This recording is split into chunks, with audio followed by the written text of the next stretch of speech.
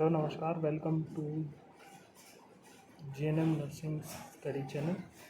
सो आज हम पढ़ेंगे साइकोलॉजी। देखते हैं हम introduction to psychology. The Greek जो वर्ड साइकोलॉजी है ये ग्रीक वर्ड से आया है, दो वर्ड से मिलके। एक वर्ड है साइक और एक है लोगोस। तो जो साइक जो वर्ड है उसका मतलब होता है सोल, और जो लोगोस वर्ड है उसका मतलब होता है science.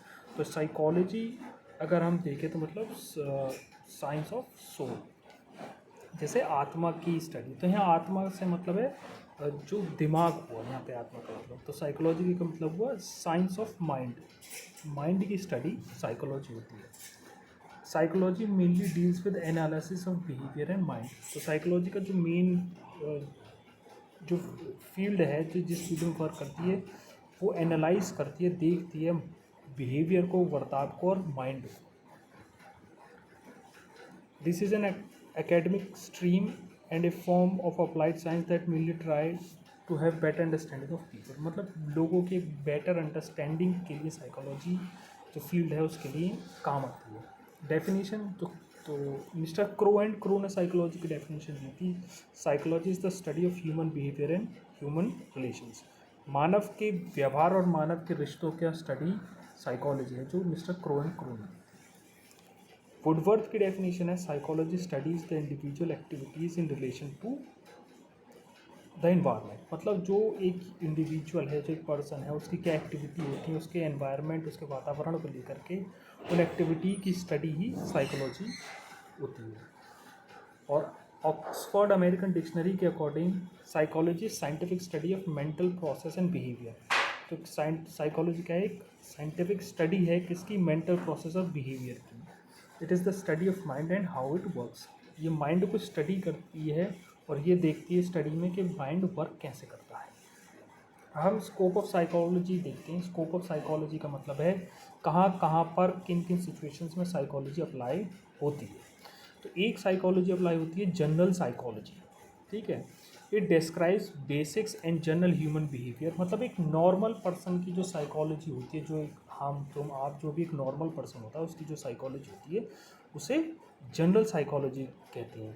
It provides a strong way to understand normal and abnormal behaviour. तो जब हमें जनरल साइकोलॉजी का पता होगा, तब उसका नॉर्मल बिहेवियर का जब हमें पता होगा, जनरल साइकोलॉजी का पता होगा, तभी हम एबनॉर्मल साइकोलॉजी की, जो एक नॉर्मल पर्सन का बिहेवियर नहीं है, उसे हम समझ पाएंगे, ठीक है। तो जनरल साइकोलॉजी का मतलब है एक बिल्कुल सही नॉर्मल पर्सन की, जो जनरल पर्सन की जो साइकोलॉजी होती है वो general psychology. Biological psychology, it describe the relationship between behaviour and the physical system such as brain and rest of nervous system, genes and human characteristic.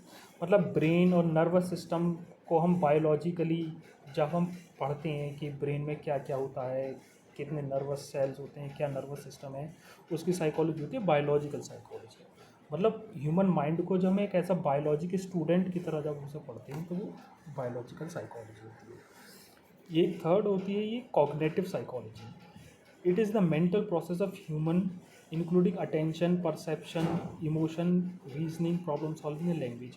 Cognitive psychology का मतलब होता है जो दिमाग सोचने में जो साइकोलॉजी होती है, सोचने की जो साइकोलॉजी होती है, मतलब किस प्रकार हम किसी प्रॉब्लम को सॉल्व करते हैं, लैंग्वेज किस प्रकार हमारे माइंड में वर्क करती है, और किस प्रकार हम किसी चीज़ पर फोकस करते हैं, क्या हमारे इमोशंस होते हैं, इन सब की जो स्टडी होती है जब साइकोलॉजी में, तो कॉग्निटिव साइकोलॉजी होती है।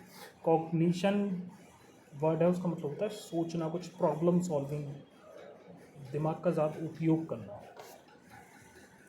और ये एक है abnormal psychology. It is the branch of psychology which describes and explain the behaviour of abnormal people in relation to their environment. जो एबनॉर्मल लोग होते हैं, जिनकी साइकोलॉजी नॉर्मल नहीं होती है, उनकी साइकोलॉजी की स्टडी करते हैं तो उसे कहते हैं एबनॉर्मल साइकोलॉजी। फिर आती है हेल्थ साइकोलॉजी।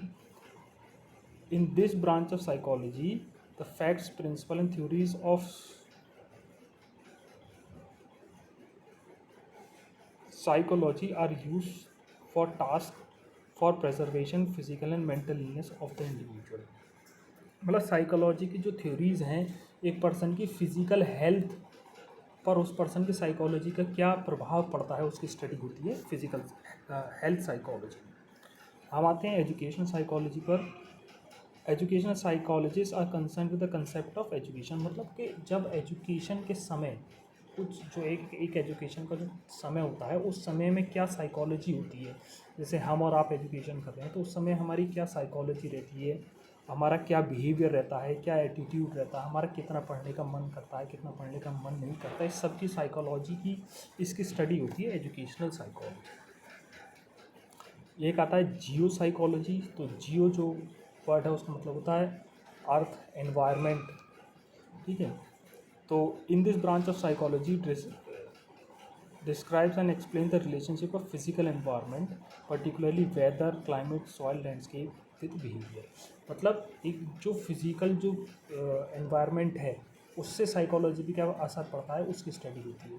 जैसे मौसम कैसा है, मौसम के हिसाब से साइकोलॉजी बदल जाए, या क्लाइमेट के हिसाब से साइकोलॉजी बदल जाए, लैंडस्केप्स के हिसाब से साइकोलॉजी बदल जाए। मान लीजिए पहाड़ों में आप खुश हैं या फिर रेगिस्तान में जा कर के खुश हैं, समुद्र के किनारे जा कर के खुश हैं, तो कैसे फिज़िकल नेचुरल एनवायरनमेंट में आपकी क्या साइकोलॉजी है उसकी स्टडी होती है जियो साइकोलॉजी में। एक आती है physiological psychology. In this branch psychology describes and explains the biological and physiological basis of behaviour, the study of internal environment and physiological structure of the brain. कि जब हमारा जो ब्रेन का जो फिजियोलॉजिकल स्ट्रक्चर है उसमें अगर कुछ चेंज है, या हमारे फिज़िकली बॉडी में कोई चेंज है, उससे हमारी साइकोलॉजी पर क्या फ़र्क पड़ता है, तो ये आ जाती है फिजियोलॉजिकल साइकोलॉजी। मान लीजिए कि हमारी तबीयत ख़राब है तो उससे हमारी क्या साइकोलॉजी पे असर पड़ेगा, ब्लड शुगर हाई है या लो है, बीपी हाई है लो है, उससे हमारी साइकोलॉजी पर क्या फ़र्क पड़ेगा, वो होती है फिजियोलॉजिकल साइकोलॉजी। और सोशल साइकोलॉजी होती है study of individual in relation to other individuals. जैसे सोसाइटी होती है, सोशल होते हैं कि एक पर्सन दूसरे पर्सन के रिलेशन में कैसी साइकोलॉजी है उसकी, समाज से कैसी साइकोलॉजी है उसकी, समाज में जा कर के साइकोलॉजी किसी पर्सन की साइकोलॉजी पर क्या फ़र्क पड़ता है, क्या प्रभाव पड़ता है, वो सोशोलॉजिकल साइकोलॉजी होती है, ठीक है। हम दूसरे लोगों के परसेप्शंस को देखते हैं, परसीव करते हैं, लोगों को पसंद करते हैं, नापसंद करते हैं, उनकी बात मानते हैं, अपना ओपिनियन बनाते हैं और ग्रुप ज्वाइन करते हैं। तो किस प्रकार से समाज सोसाइटी का साइकोलॉजी पर असर पड़ता है उसकी स्टडी होती है। ये है industrial psychology. It focuses on both the workers and organisation that employs them. तो इंडस्ट्रियल साइकोलॉजी का मतलब है जब आप किसी इंडस्ट्री में वर्क कर रहे हैं उस समय आपकी क्या साइकोलॉजी है, क्या साइकोलॉजी कैसे उस इंडस्ट्री में वर्क करते एम्प्लॉयर की, काम करने वाले पर्सन की साइकोलॉजी में क्या चेंजेस आते हैं, और कैसे उसे एक जॉब सेटिस्फैक्शन और लीडर मैनेजमेंट, इन सब चीज़ों से क्या उसकी साइकोलॉजी पे फ़र्क पड़ता है, वो होती है इंडस्ट्रियल साइकोलॉजी। जैसे हम कोई काम करता है, वो अगर अपनी काम करने की जगह पर खुश है तो वो अच्छे से वर्क करेगा, तो एक साइकोलॉजी की उस प्रकार से स्टडी होती है इंडस्ट्रियल साइकोलॉजी। एक आता है clinical psychology. Clinical psychology today has a quite wide range of field. Clinical psychology studies various important problems like clinical test, diagnosis and also include psychological guidance, treatment, care, clinic diagnosis.